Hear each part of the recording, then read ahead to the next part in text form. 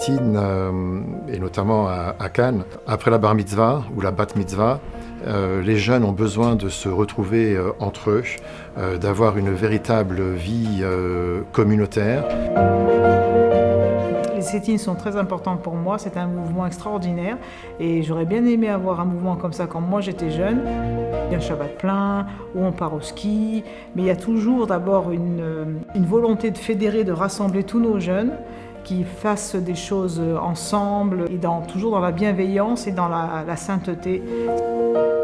Ce Sittin et les Chabad qui ont cette force exceptionnelle de transmettre et de donner cette envie de transmettre.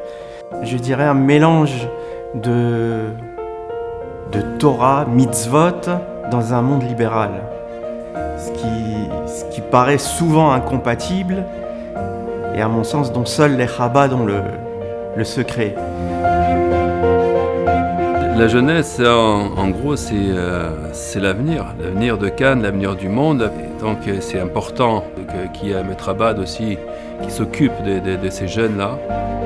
Le monde d'aujourd'hui, c'est pas le monde d'hier. C'est un monde ouvert et on s'inquiète pour que nos enfants restent entre eux. Eh bien, Sittin Cannes est là pour ça. C'est un mouvement de jeunesse qui est là pour réunir les jeunes, pour qu'ils se retrouvent entre eux, pour qu'ils se fréquentent entre eux. C'est important, c'est essentiel.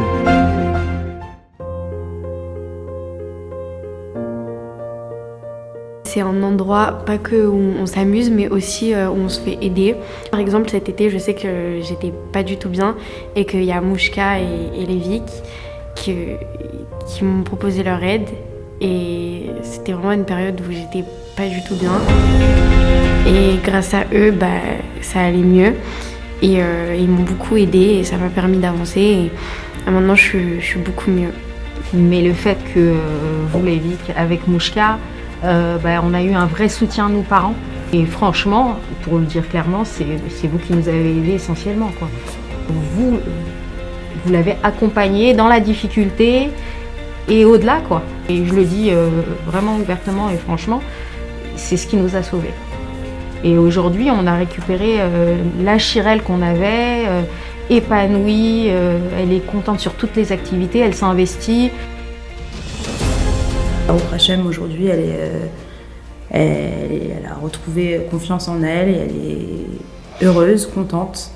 Et elle a retrouvé les liens, surtout avec ses parents et sa famille. Et c'est vrai que les Sittin, ils aident beaucoup pour ça parce qu'ils canalisent un peu cette envie. Ils lui permettent d'aller dans le bon sens et de se réaliser telle qu'elle est sans crainte. Aujourd'hui, il y a quand même pas mal d'activités au niveau de la jeunesse.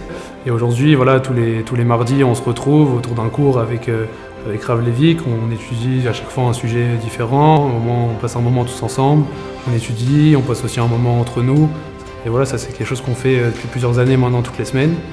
C'est vraiment quelque chose de magique, ce cours-là. Ça m'a beaucoup appris, ça m'a répondu à des questions que je me suis toujours posées.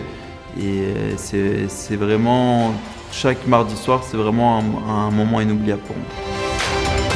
On a la chance d'avoir maintenant des cours toutes les semaines pour les filles aussi. Et voilà, on discute, on fait un cours et ça nous permet de nous retrouver, de nous connaître. Michael et Naomi ensemble, ils nous aident à relever le défi de la jeunesse. J'ai remarqué avec le temps, avec les années que j'ai passées auprès des Sittin, auprès des jeunes, que en vérité ils sont extraordinaires, les jeunes. Ils ont beaucoup de potentiel et ils ont une neshama très très forte.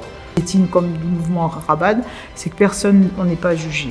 Voilà, que l'on soit religieux ou pas, traditionnaliste, on a nos enfants qui sont juifs, on fait le pas vers eux, donc eux ils nous le rendent 10 fois, puisqu'ils sont tellement accueillants et tellement gentils envers toi, même si t'es pas connu, tu viens à peine de rentrer dans la communauté, mais ça y est, t'es accueilli à bras ouverts et t'as qu'une envie, c'est d'y retourner. Et c'est important pour nos jeunes.